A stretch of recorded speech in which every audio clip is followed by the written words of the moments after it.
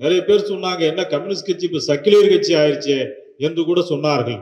அப்போதுதான் கம்யூனிஸ்ட் கட்சியுடைய தலைவர்கள் சொன்னார்கள், ஒரு காலத்தில் எங்களை பல்லர் கட்சி என்று சொன்னார்கள், அதற்கு பிறகு பறையன் கட்சி என்று சொன்னார்கள், இப்போது சக்கிலியன் கட்சி என்று சொன்னாலும் நாங்கள் பெருமைப்படுகிறோம். ஒருபோதும் நாங்கள் இழிவாக அதை பார்க்கவே இல்லை, நாங்கள் பெருமைப்படுகிறோம். பொதுவாக அருந்ததியர் மக்களுடைய பிரச்சனை என்று சொன்னால் அருந்ததியர் தான் போராட வேண்டும். பல்லர் பறையர் பிரச்சனை என்று சொன்னால் அவர்கள் தான் போராட வேண்டும். இஸ்லாமியர் பிரச்சனை என்றால் அவர்கள் தான் போராட வேண்டும். இப்படித்தான் ஒரு நிலைமை இருக்கிறது. ஆனால் அருந்ததியர் மக்களுடைய பிரச்சனையை அனைத்து பகுதி மக்களையும் திரட்டி போராட்டம் நடத்திய பெருமை மார்க்சிய கம்யூனிஸ்ட் கட்சிக்கு உண்டு. அருந்ததியர்கள் மட்டுமல்ல, அருந்ததியருக்கு ஆதரவா இதர தேவேந்திர குல வேளாளர்கள், ஆதி திராவிட சமுதாயம், இதர பிற்படுத்தப்பட்ட சமுதாயம், இங்க இருக்கக்கூடிய செட்டியார், கோனார், நாடார், மறவர், அனைத்து ஜாதிகளையும், பிள்ளைமார், பிராமணர் கூட போராட்டத்தில் வந்து கலந்துகிட்டாங்க. 2008 மருத்துவக் கல்லூரியினுடைய இடங்கள் வெறும் 7 இடங்கள் தான் கிடைச்சது 2008. ஆனா உள்ஒதுக்கீடு 2009 அமல்படுத்தப்பட்டதற்கு பிறகு 57 இடங்கள் அருந்ததியர் மாணவர்கள் எம்பிபிஎஸ் படிப்புல, டாக்டருக்கு படிக்கிற எம்பிபிஎஸ் படிப்புக்கு போனாங்க. 7 பேர் மட்டுமே கிடைத்திருந்த இடத்தை 57 பேராக மாற்றிய அந்த சமூக நீதிக்கான அந்த போராட்ட களம் கிடைத்தது என்று சொன்னால் அது மார்க்சிய கம்யூனிஸ்ட் கட்சியுடைய போராட்டத்திற்கு கிடைத்த ஒரு மிகப்பெரிய வெற்றியாக நான் பார்க்கிறேன். நான் சொல்றேன், இன்றைக்கு நாங்க கம்யூனிஸ்ட் கட்சிகளை அழிச்சிட்டோம், கம்யூனிஸ்ட் கட்சிகள் வளரவே முடியாது என்றெல்லாம் சில முதலாளித்துவ கட்சிகள் அவர்கள் மார்தட்டி கொள்கிறார்கள்.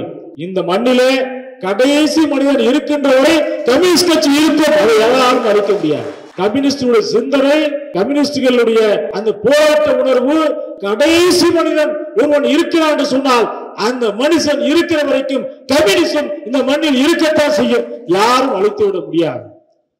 மார்க்சிஸ்ட் கம்யூனிஸ்ட் கட்சியின் அகில இந்திய 24வது மாநாட்டை ஒட்டி நடைபெற்றுக் கொண்டிருக்கின்ற இந்த சிறப்பு கருத்தரங்கத்தினுடைய தலைவர் மரியாதைக்குரிய தோழர் எஸ் கந்தசாமி அவர்களே, வரவேற்புரையாற்றி அமர்ந்திருக்கக்கூடிய அன்பு தோழர் வேலுச்சாமி அவர்களே, முன்னிலை வைக்கின்ற தோழர்கள் ரங்கசாமி, தோழர் பி பெருமாள் அவர்களே, இந்த கருத்தரங்கை துவக்கி வைத்து சிறப்புரையாற்றி அமர்ந்திருக்கக்கூடிய கட்சியினுடைய மாநில செயற்குழு உறுப்பினர் தோழர் முத்துக்கண்ணன் அவர்களே, எனக்கு பின்பாக நிறைவுரையாற்றவிருக்கின்ற கட்சியினுடைய மத்திய குழு உறுப்பினர் அன்பு தோழர் பி சம்பத் அவர்களே, ஆதித்தமிழர் கட்சியின் சார்பாக என்னோடு இந்த நிகழ்வில் பங்கேற்றுக் கொண்டிருக்கக்கூடிய எங்களுடைய பொதுச்செயலாளர் விஸ்வய்குமார், ஆலோசகர் விடுதலைக்குமார், இந்த நாமக்கல் மாவட்டத்தினுடைய செயலாளர் தம்பி ராவணன் கோபி, தம்பிகள் தங்கத்துறை, சதீஷ், பிரசாந்த், மோகன், நந்தகுமார், அஜித் உள்ளிட்ட அன்பு தோழர்களே, உங்கள் அனைவருக்கும் என்னுடைய நெஞ்சார்ந்த வணக்கங்களை இந்த நேரத்தில் தெரிவித்துக் கொள்கிறேன். இங்கே எனக்கு கொடுக்கப்பட்டிருக்கின்ற தலைப்பு என்பது அருந்ததியர் உள்ஒதுக்கீடு போராட்டத்தில் மார்க்சிஸ்ட் கம்யூனிஸ்ட் கட்சியின் பங்கு என்கிற தலைப்பை கொடுத்திருக்கிறார்கள். அருந்ததியர் என்கிற ஒரு சமூகம், இப்படி ஒரு சமூகம் இருக்கிறதா என்று பல பேருக்கு தெரியாமல் இருந்தது. அந்த சமூகத்தை நான் வெளிப்படையாக சொல்ல வேண்டும் என்று சொன்னால், சக்கிலியர் என்று சொன்னால்தான் நிறைய பேருக்கு தெரியும், அல்லது மாதாரி என்று சொல்ல வேண்டும். தென் மாவட்டத்திலே பகடை என்று சொல்வார்கள். இந்த மாதிரியான பெயர்களை வைத்து அழைத்துக் கொண்டிருந்த ஒரு நிலைமையில் இந்த சக்கிலியர் என்கிற பெயர் எங்களுக்கு ஏற்புடையது அல்ல, அது எங்களை இழிவுபடுத்துவதாக இருக்கிறது. ஆகவே எங்களை அருந்ததியர் என்று அழைக்க வேண்டும் என்று எங்கள் முன்னோர்கள் வைத்த கோரிக்கையின் அடிப்படையில் நீதி கட்சியுடைய மாநாட்டில் பறையர்களை ஆதி திராவிடர் என்றும், பல்லர் சமுதாயத்தினரை தேவேந்திர குல வேளாளர் என்றும், சக்கிலியரை அருந்ததியர் என்றும் அன்றைக்கு தீர்மானம் போட்டு கொண்டு வந்தார்கள். ஆனால் நீதி கட்சி தீர்மானம் போட்டாலும் கூட சமுதாயத்தில் பெரும்பாலும் சக்கிலியர் சக்கிலியர் சக்கிலியர் என்றுதான் அழைத்துக் கொண்டிருந்தார்கள். ஆனால் சக்கிலியர் என்கிற பெயரை மாற்றி அருந்ததியர் என்கிற பெயரை ஒரு அரசியல் வட்டாரத்தில் தவிர்க்க முடியாத ஒரு இடத்திற்கு கொண்டு சென்ற பெருமை மார்க்சிஸ்ட் கம்யூனிஸ்ட் கட்சி என்கிற அந்த கட்சிக்கு தான் உண்டு என்பதை நான் மன மகிழ்ச்சியோடு இந்த நேரத்தில் நான் தெரிவித்துக் கொள்கிறேன். ஏனென்று சொன்னால் தாழ்த்தப்பட்ட சமுதாயங்கள் என்று சொன்னால் தமிழ்நாட்டிலே தேவேந்திர குல வேளாளர், அதற்கு பிறகு ஆதி திராவிடர் என்று சொல்லக்கூடிய பறையர் சமூகம், அதற்கு பிறகு அருந்ததியர் சமூகம், இவர்கள் மூன்று பேருமே கிட்டத்தட்ட 93% பட்டியலின மக்களுடைய இடஒதுக்கீட்டு பட்டியலிடக்கூடிய மக்கள் தொகையில் இருக்கிறார்கள். அதற்கு பிறகு 7% குதிரை வண்ணார் என்று சொல்லக்கூடிய சமூகம், இதர புறவர் என்று சொல்லக்கூடிய சமூகம், இதர கண்ணுக்கு தெரியாத பல சமுதாயங்கள் இன்றைக்கு கூட, அதாவது அந்த தமிழ்நாடு, கேரளா, கர்நாடகா என்று பிரித்த பிறகு அந்த எல்லை பகுதியில் இருக்கக்கூடிய சில ஜாதி பெயர்கள், சண்டாளர் என்பது கூட ஒரு சாதி பெயர் தான். அந்த சண்டாளர் என்கிற சாதியில் வெறுமனே 9 பேர் மட்டும்தான் இருப்பதாக மக்கள் தொகை கணக்கெடுப்பு சொல்லுகிறது. இப்படி பல சமுதாயங்கள் இருக்கக்கூடிய ஒரு இடத்துல அருந்ததியர் மக்களுக்கு உள்ஒதுக்கீடு என்கிற அந்த கோரிக்கை முதலாக மார்க்சிய கம்யூனிஸ்ட் கட்சி ஒரு மாநாட்டை விருதுநகர் மாவட்டத்தில் நடத்தியது. அந்த மாநாடு அருந்ததியர் சமூக பொருளாதார உரிமை மாநாடு என்று சொல்லக்கூடிய அந்த மாநாடு. அந்த மாநாடை நடத்திய பொழுது நிறைய விமர்சனங்கள் கம்யூனிஸ்ட் கட்சியின் மேல வந்தது. என்ன விமர்சனம் என்று சொன்னால், ஒரு கம்யூனிஸ்ட் கட்சி என்று பெயரை வைத்துக் கொண்டு ஒரு ஜாதி பெயரில் இவர்கள் மாநாடு நடத்தலாமா? இது எப்படி சரியாக இருக்கும்? கம்யூனிஸ்டுகள் இன்றைக்கு ஜாதியை வளர்த்தெடுக்கிறார்களா? அருந்ததியர் மாநாடு என்று எப்படி கம்யூனிஸ்ட் கட்சி நடத்தலாம் என்று ஒரு மிகப்பெரிய விமர்சனங்கள் எல்லாமே வந்தது. அந்த விமர்சனங்கள் எல்லாம் தாண்டி கம்யூனிஸ்ட் கட்சி முன்னுக்கு வந்தார்கள். அந்த கோரிக்கைகளை அவர்கள் முன்னெடுத்தார்கள். நாங்கள் அவர்களோடு பலமுறை தொடர்பு கொண்டு பேசி கலந்துரையாடினோம். இங்கே தோழர் சம்பத் அவர்கள் இருக்கிறார். அவருக்கு தெரியாத விஷயம் இல்லை. இந்த போராட்டத்தினுடைய அருந்ததியர் உள்ஒதுக்கீடு என்கிற அந்த கோரிக்கை கட்சிக்கு உள்ளே எழுவதற்கும் தோழர் சம்பத் அவர்கள் மிக முக்கியமான காரணம் என்பதை இந்த நேரத்தில் நான் அன்போடும் மகிழ்ச்சியோடும் நான் சொல்ல கடமைப்பட்டிருக்கிறேன். பல தோழர்கள் வலியுறுத்தி இருந்தாலும் கூட தோழர் சம்பத் போன்றவர்கள் உள்ளுக்குள்ளேயே ஒரு போராட்டம் நடத்தி கண்டிப்பாக இந்த பேரில் தான் நடத்த வேண்டும் என்று ஒரு கட்சி முடிவெடுத்து நடத்துகிறது. நிறைய பேர் சொன்னாங்க, என்ன கம்யூனிஸ்ட் கட்சி இப்ப சக்கிலியர் கட்சி ஆயிடுச்சு என்று கூட சொன்னார்கள். அப்போதுதான் கம்யூனிஸ்ட் கட்சியுடைய தலைவர்கள் சொன்னார்கள், ஒரு காலத்தில் எங்களை பல்லர் கட்சி என்று சொன்னார்கள், அதற்கு பிறகு பறையன் கட்சி என்று சொன்னார்கள், இப்போது சக்கிலியன் கட்சி என்று சொன்னாலும் நாங்கள் பெருமைப்படுகிறோம். ஒருபோதும் நாங்கள் இழிவாக அதை பார்க்கவே இல்லை. நாங்கள் பெருமைப்படுகிறோம். சக்கிலியர் கட்சியாக எங்கள் கட்சி இருந்தாலும் சந்தோஷப்படுகிறோம் என்று மார்க்சிய கம்யூனிஸ்ட் கட்சியுடைய தலைவர்கள் அப்படியே முழங்கினார்கள். ஆக ஒரு சமூகம் வெளியே வருகிறது, ஒரு சமூகத்தை பற்றி வெளியே பேசப்படக்கூடிய அளவிற்கு ஒரு விவாதத்தை கிளப்பி ஒரு விளிம்பு நிலையில் இருந்த ஒரு மக்களை அரசியலில், தமிழக அரசியலில் மைய நீரோட்டத்திற்கு கொண்டு வந்து சேர்த்த பெருமை மார்க்சிய கம்யூனிஸ்ட் கட்சிக்கு உண்டு என்பதை நான் மனமாற நான் சொல்லிக்கொள்ள இந்த நேரத்தில் நான் விரும்புகிறேன். அப்படிப்பட்ட ஒரு அரசியலை உருவாக்கினார்கள். எத்தனையோ போராட்டங்கள் மாவட்டந்தோறும் இதே போன்ற வாழ்வுரிமை மாநாடுகள், அருந்ததியர் வாழ்வுரிமை மாநாடு என்கிற பெயரில் மாவட்டந்தோறும் மாநாடுகள், கிட்டத்தட்ட ஒரு 25 மாவட்டங்களிலாவது மாநாடுகளை கம்யூனிஸ்ட் கட்சி நடத்தியிருக்கு. அந்த மாநாடுகளில் பெரும்பாலான மாநாடுகளில் என்னையும் அழைத்து, ஏனென்று சொன்னால் இது கம்யூனிஸ்ட் கட்சி எடுத்துக்கின்ற ஒரு கூட்டமாக மாநாடாக இருந்தாலும் கூட அந்த சமூக மக்களுடைய தலைவர்களுடைய பங்கு இருக்க வேண்டும். அதன் மூலமாக தலைவர்களையும் வளர்த்தெடுக்க வேண்டும் என்கிற அடிப்படையில் அன்றைக்கு கம்யூனிஸ்ட் கட்சியுடைய மேடைகளில் எங்களை எல்லாம் அழைத்து அவர்கள் பேச வைத்தார்கள். அப்படி பேசியதனுடைய விளைவாக மிகப்பெரிய பேரணி சென்னையில் 2007 ஜூன் 11ஆம் தேதி ஒரு மிகப்பெரிய பேரணி, அருந்ததியர் வாழ்வுரிமை பேரணி. அந்த பேரணியை நடக்கின்ற போது அங்க இருக்கக்கூடிய நம்முடைய தோழர்கள்லாம் ஒரு மிகப்பெரிய ஒரு உற்சாகத்தோடு வந்திருந்தார்கள். அந்த பேரணியில் அருந்ததியர் மக்கள் ஒரு 1000-2000 பேர் திரளுவதே ஒரு மிகப்பெரிய ஒரு விஷயம். ஆனால் அருந்ததியர் மக்கள் 25,000 பேரை திரட்டிய பெருமை மார்க்சிய கம்யூனிஸ்ட் கட்சிக்கு உண்டு அந்த பேரணியின் மூலமாக என்பதை சொல்வதற்கு பெருமையாகத்தான் இருக்கிறது.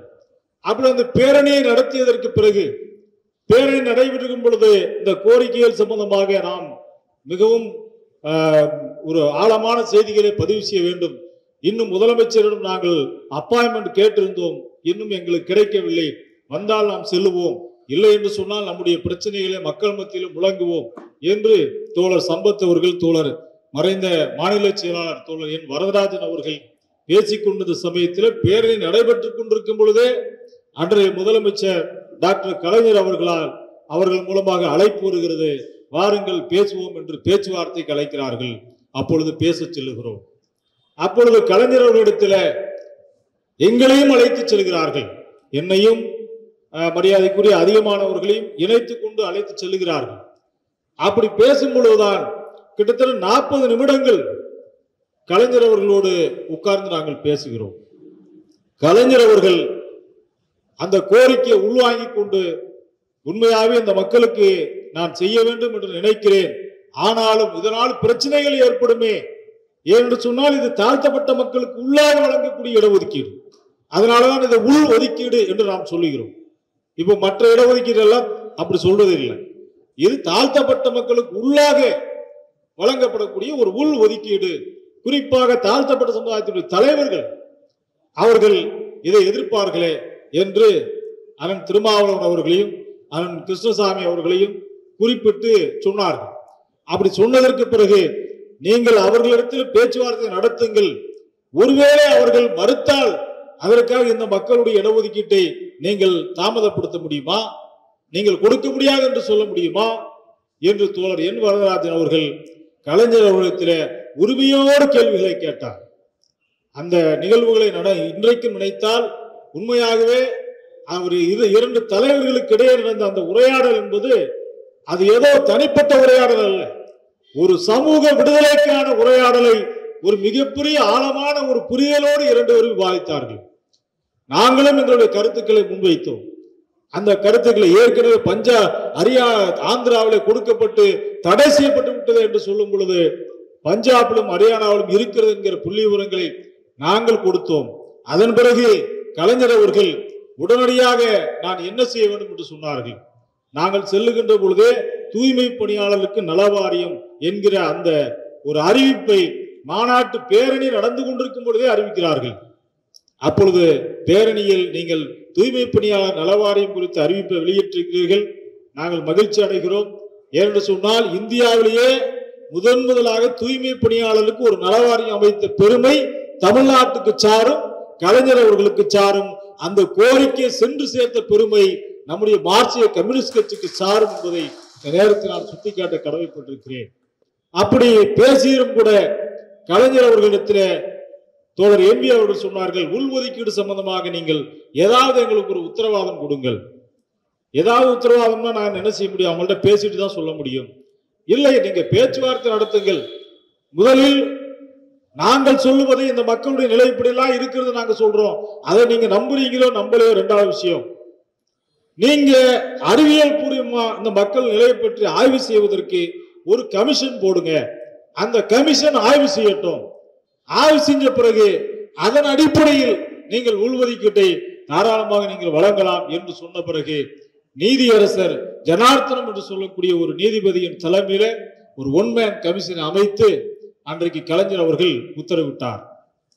அதன் பிறகு இதுவரை மட்டுமல்ல, அனைத்து கட்சிகளையும் கூட்டி நீங்கள் கருத்துக்களை கேட்க வேண்டும் என்று வலியுறுத்திய பொழுது உடனடியாக அனைத்து கட்சிகளையும் கூட்டி அன்றைக்கு ஆலோசனை நடத்தினார்கள். அந்த அனைத்து கட்சி கூட்டத்தில் புதிய தமிழகத்தை தவிர அனைத்து கட்சிகளுமே இந்த கோரிக்கையுடைய நியாயத்தை புரிந்து கொண்டார்கள். புரிந்து கொண்டதன் அடிப்படையிலும் கூட பல்வேறு விதமான எதிர்ப்புகள்.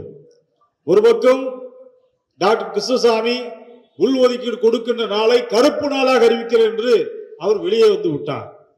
இன்னொரு பக்கம் அண்ணன் திருமாவளவன் அவர்கள் அவர்களுக்கு கொடுங்கள் என்று சொல்லவும் முடியவில்லை, கொடுக்க வேண்டாம் என்று சொல்லவும் முடியவில்லை. ஒரு இக்கட்டான நிலைமையில மாட்டிக்கொண்டு அவர் இருந்தார். அன்றைக்கு ஜூனியர் வேடர் பத்திரிகையில ஒரு பக்கம் டி கே ரங்கராஜன் அவர்கள் உள்ஒதுக்கீடு வேண்டும் என்கிற கோரிக்கையை வலியுறுத்திய செய்தி, இன்னொரு பக்கம் அண்ணன் திருமாவளவன் அவர்கள் உள்ஒதுக்கீடு வேண்டாம் என்று சொன்ன செய்தி, இரண்டுமே வருகிறது. ஆக இந்த செய்திகளுக்கு அப்பாற்பட்டு ஒரு கட்டத்திற்கு மேலாக உள்ஒதுக்கீட்டை நீங்கள் ஏற்றுக்கொள்ள வேண்டும் என்று எல்லோரும் வலியுறுத்தியனுடைய அடிப்படையில விடுதலை சிறுத்தைகளும் அந்த கோரிக்கையை ஏற்றுக்கொண்டார்கள். அதற்கு பிறகு உள்ஒதுக்கீடு என்பது அதற்கு பிறகு வழங்கப்படவில்லை. அதன் பிறகு ஒரு சிறிது காலம் ஏற்பட்டது. அப்பொழுதுதான் மார்க்சிய கம்யூனிஸ்ட் கட்சி தமிழ்நாட்டில 100 இடங்களிலே மறியல் போராட்டம் என்று அறிவித்தார்கள். 100 இடங்களில். உண்மையாகவே அந்த போராட்டம் என்பது ஒரு மிகப்பெரிய போராட்டம். இன்னும் சொல்ல போனால் பொதுவாக அருந்ததியர் மக்களுடைய பிரச்சனை என்று சொன்னால் அருந்ததியர் தான் போராட வேண்டும். பல்லர் பறையர் பிரச்சனை என்று சொன்னால் அவர்கள் தான் போராட வேண்டும். இஸ்லாமியர் பிரச்சனை என்றால் அவர்கள் தான் போராட வேண்டும். இப்படித்தான் ஒரு நிலைமை இருக்கிறது. ஆனால் அருந்ததியர் மக்களுடைய பிரச்சனையை அனைத்து பகுதி மக்களையும் திரட்டி போராட்டம் நடத்திய பெருமை மார்க்சிய கம்யூனிஸ்ட் கட்சிக்கு உண்டு. அருந்ததியர்கள் மட்டுமல்ல, அருந்ததியருக்கு ஆதரவா இதர தேவேந்திர குல வேளாளர்கள், ஆதிதிராவிட சமுதாயம், இதர பிற்படுத்தப்பட்ட சமுதாயம், இங்க இருக்கக்கூடிய செட்டியார், கோனார், நாடார், மறவர், கொங்கு வேளாள கவுண்டர், முதலியார், அனைத்து சாதிகளையும், பிள்ளைமார், பிராமணர் கூட போராட்டத்தில் வந்து கலந்துகிட்டாங்க. அந்த அளவுக்கு மார்க்சிய கம்யூனிஸ்ட் கட்சி எல்லார் மத்தியிலும் இந்த பொது கோரிக்கைக்காக எல்லார் மத்தியிலும் ஒரு பிரச்சாரத்தை நடத்தினார்கள். அந்த பிரச்சாரத்தினுடைய முடிவில் தான் இப்படிப்பட்ட ஒரு முடிவை எடுத்து சரி இந்த கோரிக்கைக்காக நிற்க வேண்டும் என்று அனைத்து தரப்புமே முழுமையாக இறங்கி அப்படி ஒரு 100 இடங்களில் போராட்டம். தோழர் என் வரதராஜன் அவர்கள் கொளுத்துகின்ற வெயில், சரியான வெயில், அவருக்கு வயசு 80 வயசு ஆயிடுச்சு. ஆனா அந்த 80 வயதிலும் அவர் வெயிலை பற்றி பொருட்படுத்தவில்லை. ஒரு நடு ரோட்ல உட்கார்ந்து மறியல் போராட்டம் நடத்தி அருந்ததியர் மக்களுக்கு உள்ஒதுக்கீடு கொடுங்கள், அதுதான் நியாயமானது, விரைவில் அறிவியுங்கள் என்று முழக்கமிட்டு திண்டுக்கல்லில் அவர் கைதான அந்த சம்பவத்தை இன்றைக்கு நினைத்து பார்க்கிறேன். அவர் மட்டுமல்ல, தோழர் சம்பத் அவர்கள், தோழர் பாலபாரதி அவர்கள், தோழர் சாம்புவல்ராஜ் அவர்கள், இன்றைக்கு இருக்கக்கூடிய தோழர் சண்முகம், தோழர் கே பாலகிருஷ்ணன், நம்முடைய அரசியல் தலைமை குழு ஜி ராமகிருஷ்ணன் உள்ளிட்ட அத்துணை தலைவர்கள் எல்லாரும் ஒவ்வொரு இடத்துல தலைமையேற்று அந்த போராட்டத்தை நடத்தினார்கள். 100 இடங்களில் மறியல் போராட்டம் நடத்தி ஒரே நாளில கிட்டத்தட்ட 15,000 பேர் கைதாகி பத்திரிகை செய்திகளில் வெளிவந்த அந்த செய்தியை நாம் பார்த்தோம். அதன் பிறகுதான் இந்த பிரச்சனையில உடனே அறிவிக்க வேண்டிய ஒரு நிலைமை. அப்போதுதான் ஜனார்த்தனம் கமிஷனுடைய அறிக்கையின் அடிப்படையில் 3% உள்ஒதுக்கீடு என்று அவர்கள் அறிவிக்கிறார்கள். அப்படி அறிவித்த உடனே நாங்கள் 6% இடஒதுக்கீட்டை கேட்டுக் கொண்டிருக்கிறோம், நீங்கள் 3% இடஒதுக்கீட்டை கொடுத்தால் நாங்கள் எப்படி ஏற்றுக்கொள்ள முடியும்? 6% இடஒதுக்கீடு கொடுத்தால் கொடுங்கள், இல்லை என்று சொன்னால் எங்களுக்கு வேண்டாம் என்று சொல்லி நாங்கள் கலைஞர் அவர்களை பார்த்து இந்த உள்ஒதுக்கீட்டை திரும்ப கொடுத்து விடலாம் என்று நாங்கள் முடிவெடுத்து அனைத்து அருந்ததியர் அமைப்புகளும் உட்கார்ந்து பேசி ஒரு முடிவெடுத்து நாங்கள் கலைஞரிடத்தில் சொல்ல செல்லுகிறோம். அப்படி சொல்ல செல்லும் பொழுது தோழர் சம்பத் அவர்களிடம் தோழர் இப்படி ஒரு நாங்கள் முடிவெடுத்திருக்கிறோம் என்று சொன்ன உடனே தோழர் சம்பத் அவர்கள், தோழர் அவசரப்பட வேண்டாம், கொஞ்சம் வெயிட் பண்ணுங்க, நானும் வந்துடுறேன் என்று சொல்லி எங்கள் மத்தியில பேசினார். இது முழுமையான தீர்வு அல்ல, இது முழுமையான தீர்வு அல்ல, முழுமையான வெற்றி அல்ல, இது முழுமையான வெற்றி அல்ல, ஆனால் முதல் கட்ட வெற்றி. நீங்கள் அந்த முதல் கட்ட வெற்றியை ஏற்றுக்கொள்ளுங்கள். இது நாம் இத்தனை காலம் போராடியதனுடைய, இவ்வளவு போராட்டம் நடத்தியதனுடைய விளைவாக கிடைத்த ஒரு மிகப்பெரிய அருமையான ஒரு சமூக நீதிக்கான ஒரு அடித்தளம். இதை நீங்கள் திரும்ப கொடுக்க வேண்டாம் தோழர், இதை நீங்கள் வைத்துக் கொண்டே, அதாவது உணவே இல்லாமல் இருக்கிற ஒருத்தன், அவனுக்கு ஒரு 3 இட்லி கிடைச்சிருக்கு, அது வயிறு நம்பலதான், அது பட்னி பாதி பட்னி தான் குறைக்கும், இருந்தாலும் சாப்பாடு இல்லாமல் இருக்கிறவனுக்கு ஒரு 3 இட்லியாவது கிடைக்குது என்று நினைத்துக் கொண்டு அதை சாப்பிட்டு கொண்டு இன்னும் தெம்பாக போராடுவோம். அதுதான் நம்முடைய அடுத்த கட்ட போராட்டமாக இருக்கும் என்று தோழர் சம்பத் அவர்கள் பேசினார்கள். அதன் பிறகு கலைஞர் அவர்கள் நாங்கள் சந்திக்க சென்றோம். அப்பொழுதும் கூட கலைஞர் அவர்களும் இதே கோரிக்கையை சொன்னார்கள். அவர் சொன்னார், எடுத்த உடனே நீங்க எல்லா படியிலும் ஏறி மேல போயிட முடியாது, ஒவ்வொரு படியா தான் போக முடியும், அதனால நீங்க அடுத்து வராம இருக்க போறீங்களா, நான் இன்னும் கொடுக்காம இருக்க போறேனா என்று சொல்லி அன்றைக்கு கலைஞர் பேசினார். ஆனாலும் கூட அந்த இடஒதுக்கீடு என்கிற அந்த சமூக நீதி 3% என்று அறிவித்து பெற்றாலும் கூட இன்றைக்கு 6% என்று நாங்கள் கோரிக்கை வைத்தோம். ஆனால் 3% தான் கிடைத்தது. இருந்தாலும் அதனுடைய விளைவுகள் என்னவென்று பார்த்தோம் என்று சொன்னால், 2009 இந்த உள்ஒதுக்கீடு வந்தது. 2008 மருத்துவக் கல்லூரியினுடைய இடங்கள் எவ்வளவு இருந்தது? அருந்ததியர் மக்களுக்கு வெறும் 7 இடங்கள் தான் கிடைச்சது 2008. ஆனால் உள்ஒதுக்கீடு 2009 அமல்படுத்தப்பட்டதற்கு பிறகு அடுத்த வருஷம் 2008 வெறும் 7 இடங்கள், 2009 57 இடங்கள் அருந்ததியர் மாணவர்கள் MBBS படிப்புல டாக்டருக்கு படிக்கிற MBBS படிப்புக்கு போனாங்க. MBBS படிப்புக்கு எவ்வளவு பெரிய இன்னைக்கு உங்களுக்கு தெரியும், கோடி கணக்கில் கொட்டி கொடுக்குறான். ஒரு சீட்டு 1 கோடி ரூபாய்னா கூட வாங்குறதுக்கு ஆள் இருக்க MBBS. ஆனால் நீ ஒரு 25,000 ரூபாய் கட்டினா போதும் MBBS எளிமையா படிச்சிடலாம் அரசாங்க ஒதுக்கீட்டுல என்று 7 பேர் மட்டுமே கிடைத்திருந்த இடத்தை 57 பேராக மாற்றிய அந்த சமூக நீதிக்கான அந்த போராட்ட களம் கிடைத்தது என்று சொன்னால் அது மார்க்சிய கம்யூனிஸ்ட் கட்சியுடைய போராட்டத்திற்கு கிடைத்த ஒரு மிகப்பெரிய வெற்றியாக நான் பார்க்கிறேன். அதே மாதிரி என்ஜினியரிங் கல்லூரியில வெறும் 125 பேர் தான் 2008 ஜனார்த்தனம் கமிஷனுடைய அறிக்கை இருக்கிறது. அந்த அறிக்கையில் புள்ளி விவரங்கள் இருக்கிறது, அதை பார்த்தா நமக்கு தெரியும். 2008 வெறும் 125. அதே 2009 என்ஜினியரிங் படிப்புல அருந்ததியர் மாணவர்களுக்கு 1127 இடங்கள் கிடைக்கிறது. அப்படின்னா கிட்டத்தட்ட 1000 இடங்கள் அதிகமாக கிடைச்சது. 1000 இடங்கள். சட்டக்கல்லூரியில வெறும் 7 பேர் தான் போனாங்க. சட்டக்கல்லூரியில தமிழ்நாடு முழுவதும் இருந்து வெறும் 7 பேர் தான். ஆனா 2009 உள்ஒதுக்கீடு வந்த பிறகு முதல் வருஷமே 7 பேர் போயிட்டு இருந்த இடத்துல 70 பேர் போனாங்க. சட்டக்கல்லூரி மாணவர்களாக, அட்வொகேட்டாக, வக்கீலா போனாங்க. அப்படின்னா நான் கேட்கிறேன், இதெல்லாம் கோடி ரூபாய் கொட்டி கொடுத்தா கூட நம்மளால அந்த மாணவர்களுக்கு படிப்பு கொடுக்க முடியுமா? கோடி ரூபாய் கொண்டு கொடுத்தா கூட முடியாது, நிச்சயமா முடியாது.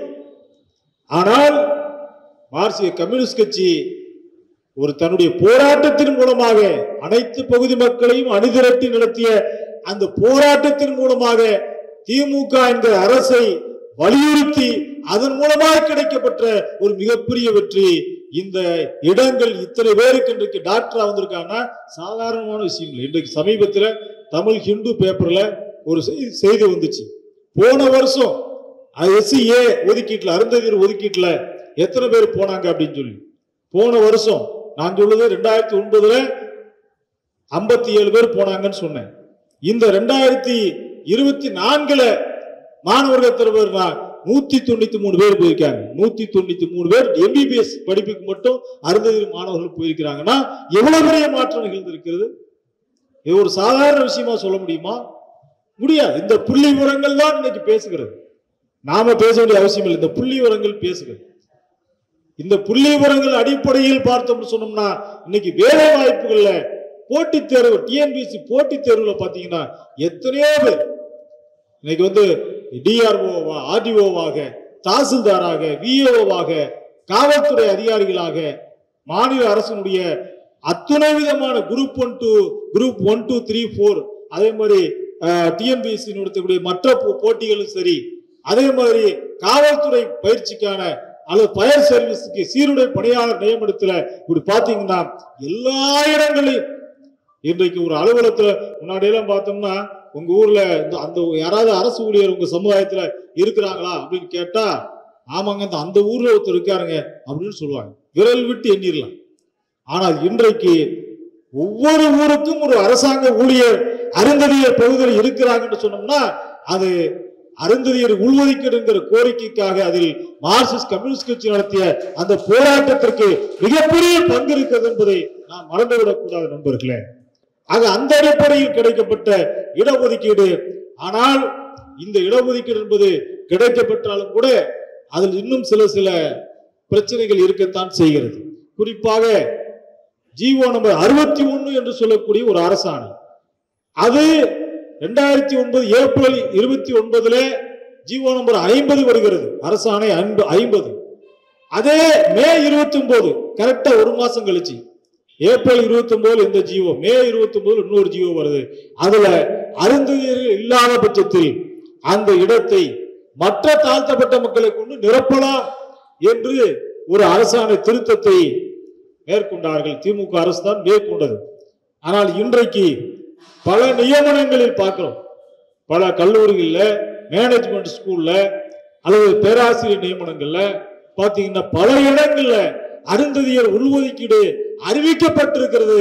ஆனால் நடைமுறைப்படுத்தப்பட்டதான்னு சொன்னா இல்லை.